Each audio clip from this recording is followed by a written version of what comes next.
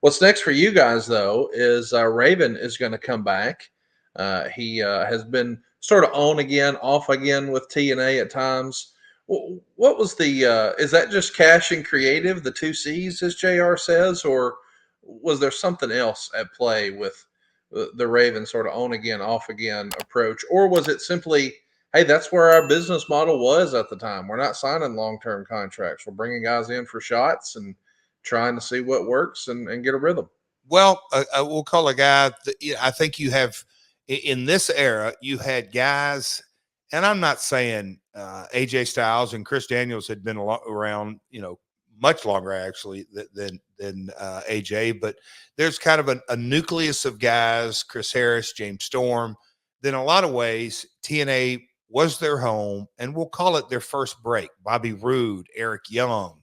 There was kind of a nucleus of guys, and then and I'm talking about from day one, 2002, 2003, 2004, as we're kind of talking about this. Then you had other guys that had runs in WCW or WWF or ECW or all the above, or maybe even a Japan run or two or a Mexico run or two. Raven fit in that category. So Raven and many others really had no interest in signing, quote unquote, an exclusive contract, because who's to say that Raven wouldn't say, hey, man, I might get another run at WWF if the right opportunity comes up, or I might get this.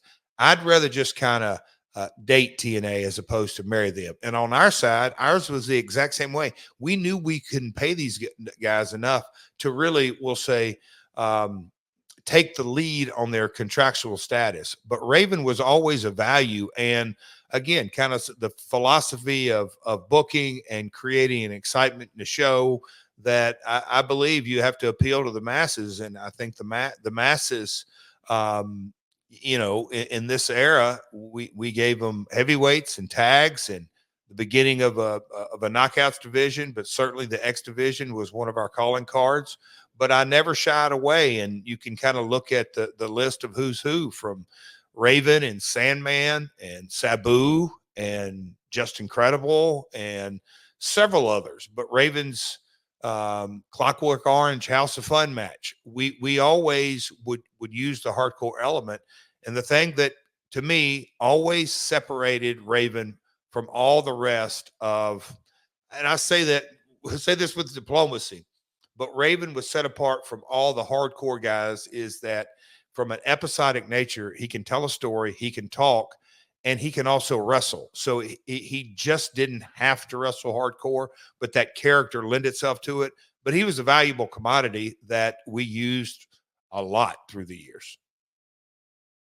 Let's talk about some other names, maybe some names that are ruffling some feathers. There's a report in the Torch. Well, let me just read it to you. Big Vito continues to ruffle feathers in the locker room, carrying with him his reputation from ECW. Wrestlers describe him as vain and very unpopular. He's also drawn the ire of some of the crew members at the Nashville hotel the wrestlers stay in each week by answering the door nude and not covering himself when the cleaning crew arrives. Boy, the idea that this is in the Torch is crazy talk. But I've never heard that about Big Vito. Have you heard that he was vain or very unpopular? What can you tell us about Big Vito and TNA? One of the things I noticed in the research here, look, we've talked about my dad having a conversation with the Torch. And obviously during these days, Bob Ryder had started OneWrestling.com.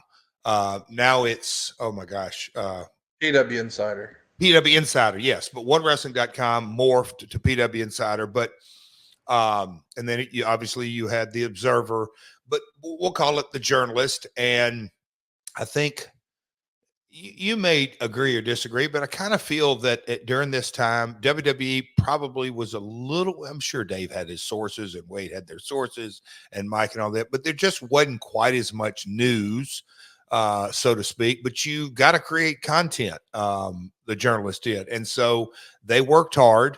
Again, my dad was one of their sources. So very opinionated. But when you get down to the granular fact that Vito answered supposedly, what's the word, Connor? Allegedly, supposedly answered the door nude in the Nashville hotel. That's pretty granular. And so I never heard that.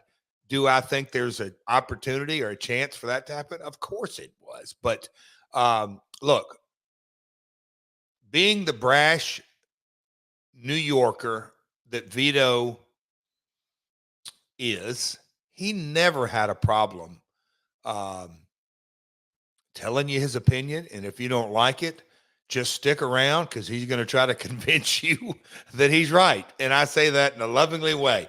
But, you know, Vito, I don't say you either loved him or hate him, but man, he was brash and just super, super, super opinionated. And that obviously rubs some folks the wrong way. To what degree, I have no idea, but it sure made good content for the Torch this week.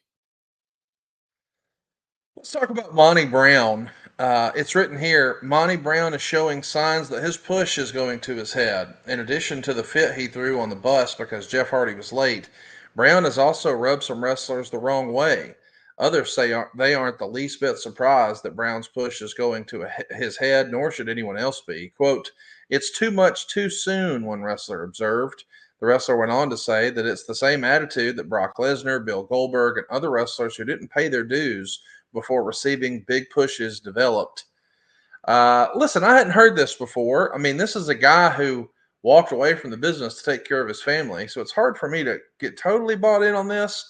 Is this sour grapes or did you see a change in Monty? So, Conrad, and we don't talk politics on this show by design, but I'm just going to kind of give you a hypothetical here.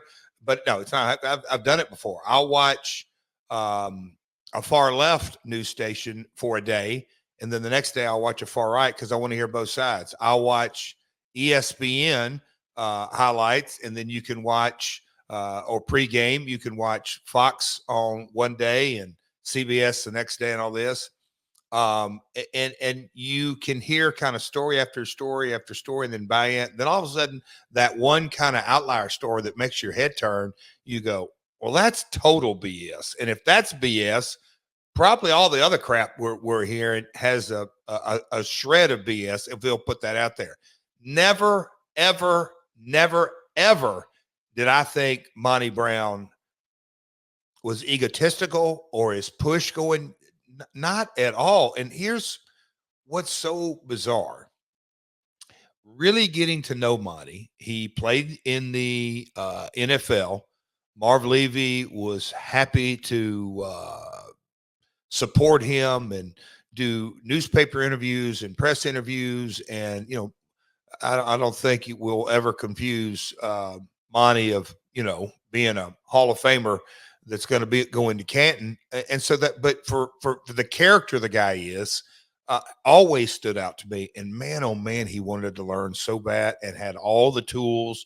And he knew that his athleticism and his charisma were getting him to the dance, but he wanted to get better and better. So Conrad, total BS that is reported. And I'm saying Wade heard this from somebody else. So consider that source. It's just jealousy, complete talent jealousy, which happens. So I'm not raining on the Torch. I'm raining on whoever the unnamed source was.